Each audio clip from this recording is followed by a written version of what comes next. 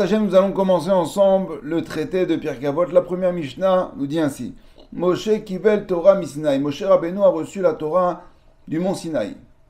Il a ensuite transmise à Yoshua. Msarua le Yoshua, Yoshua l'eskenim le Nevim, Udvim Mesarua l'Anchek Neset Agdola. On voit ici une transmission de Moshe Rabbeinu à Yoshua, de Yoshua aux anciens, les anciens aux prophètes, aux membres de la grande assemblée.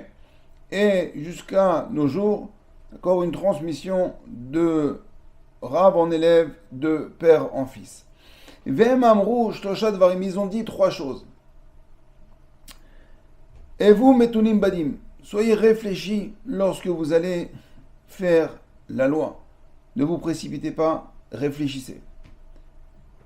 Vemidut Amidim Arbe, et faites, multipliez les élèves. Diffusez la Torah, diffusez vos enseignements. Ve'asu seyag la Torah, et faites une barrière autour de la Torah pour éviter, chas v'shalom, d'enfreindre les paroles de la Torah.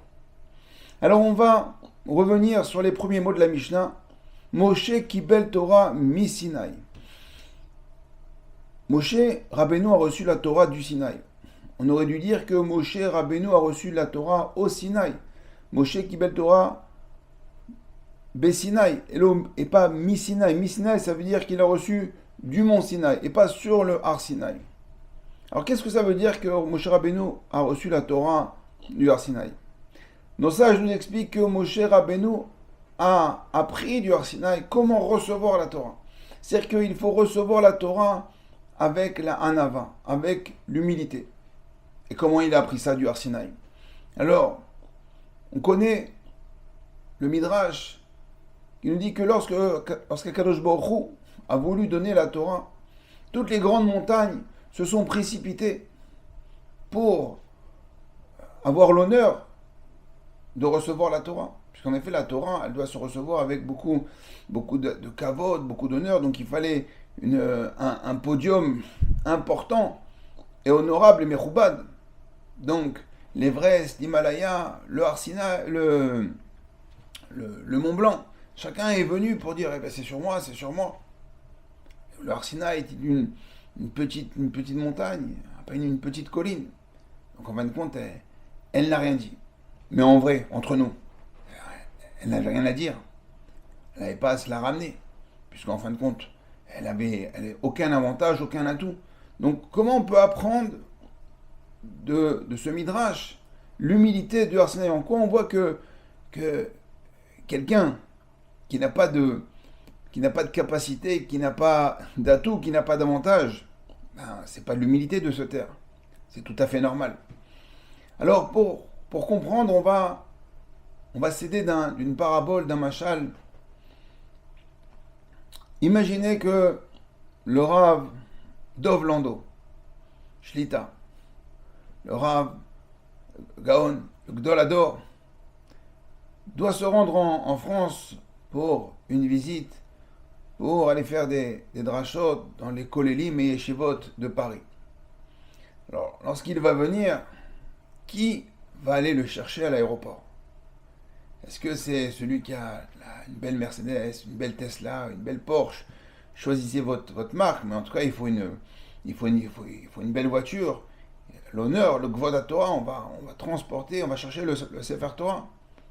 Ou bien non, celui qui a une vieille voiture, une vieille Peugeot 505, manuel, diesel, un tracteur, quoi. Alors évidemment que c'est le propriétaire de la belle voiture qui va venir le chercher. Celui qui a une vieille voiture, il va même pas commencer à parler avec les membres de la communauté. Mais on continue notre histoire. Et quelques semaines auparavant,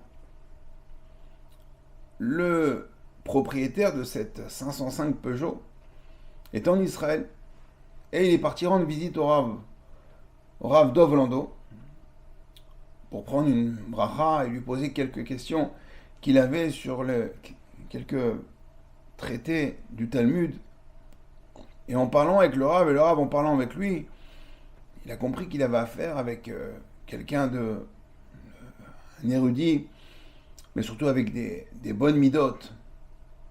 Alors le Rav lui propose, lui dit, tu sais que dans quelques semaines, je dois venir en France. Ça me ferait très plaisir qu'on fasse ensemble le chemin de l'aéroport jusqu'à Paris. Comme ça, on peut continuer à discuter et échanger nos chidushim.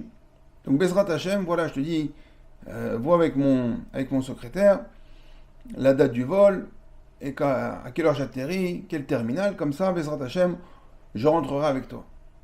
Notre frère, très content, rentre à Paris.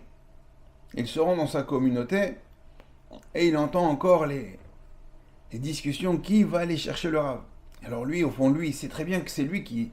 il a convenu avec le Rav. Mais il ne dit rien.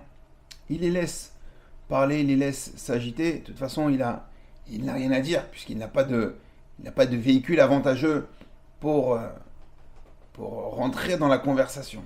Et très vite, il va se faire recaler. Donc il dit rien et il attend le jour J.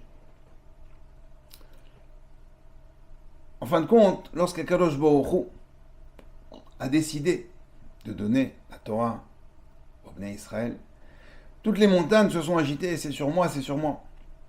Et le Har Sinaï n'a rien dit. Il n'a rien dit, pas par humilité parce qu'il était petit, par humilité parce qu'en fin de compte, Akadosh Baruch Hu avait déjà convenu avec Moshe Rabbeinu. Il lui a dit, Be'arazé, c'est sur cette montagne-là que j'ai décidé de donner la Torah. Donc le Har Sinaï, lorsque les montagnes se sont agitées, il n'a rien dit, il est resté de côté. Il aurait pu venir dire, les gars, calmez-vous, allez, c'est écrit, c'est sur moi qu'Akadosh Baruch Hu, c'est sur mon makom, sur mon endroit qu'Akadosh Baruch Hu, il va donner la Torah. Non, il n'a rien dit. Il n'a rien dit, il a attendu de côté, patiemment. Et donc c'est ça, la Hanava du Har Sinaï. La Hanava, c'est lorsque je peux, entre guillemets, la ramener, je peux dire quelque chose, et je me tais et j'attends en silence. C'est cette Hanava-là, c'est cette humilité-là que Moshe Rabbeinu a appris du Har Sinaï. Parce que une des premières qualités mida qu'on doit avoir pour recevoir la Torah, c'est la Hanava. C'est une des raisons pour laquelle on a reçu la Torah dans le désert, parce que le désert, il est plat, il n'a rien, et il faut se faire comme un désert, il faut se faire vide pour pouvoir recevoir la Torah. En Bezrat Hashem, rendez-vous pour la prochaine Mishnah. À très bientôt. Kol Tov.